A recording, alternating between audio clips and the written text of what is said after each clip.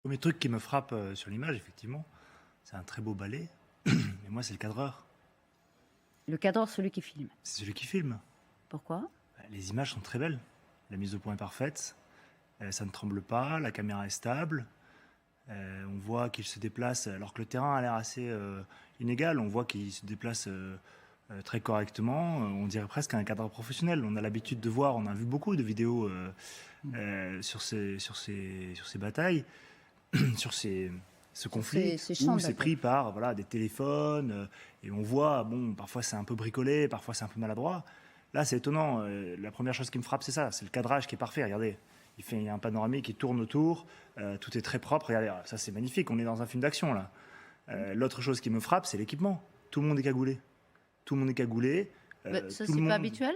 Ah bah, je peux vous dire, en terrain ouvert comme ça, mettez une cagoule, allez vous balader avec 20 kilos d'équipement, très rapidement vous enlevez votre cagoule pour respirer en fait.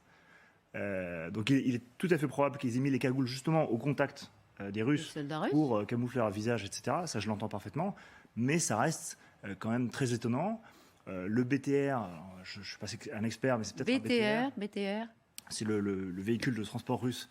Ou un obusier, je ne suis pas expert dans ces véhicules-là, donc je ne vais pas me prononcer, mais c'est intéressant, il s'arrête au milieu du champ.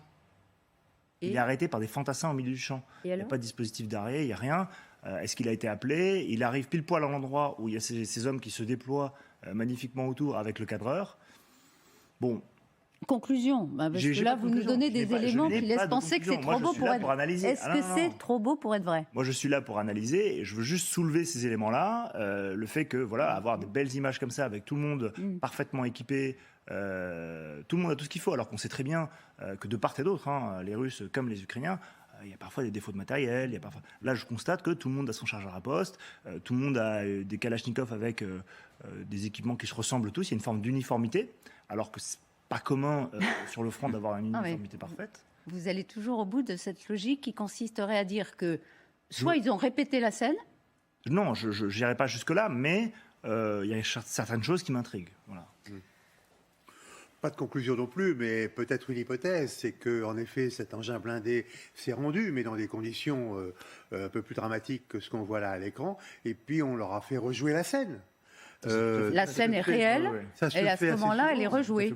C'est tout à fait possible. Les films que l'on voit sur la réédition de Dien Bien Phu sont des images qui ont été retournées par un metteur en scène russe qui a fait remettre en scène la réédition de Dien Bien Phu. Et cela dit, la réédition, elle a bien eu lieu. Elle a été refilmée dans des conditions visibles et exportables. Pareil pour le drapeau sur Berlin. Bien sûr, absolument. C'est la fameuse photo des Russes, la scène du drapeau. Elle a eu lieu 2 fois parce que la première fois, ça n'a pas marché. Bon, et bien ça n'enlève rien à la réalité. Et ça n'enlève rien à l'histoire. Bogdana,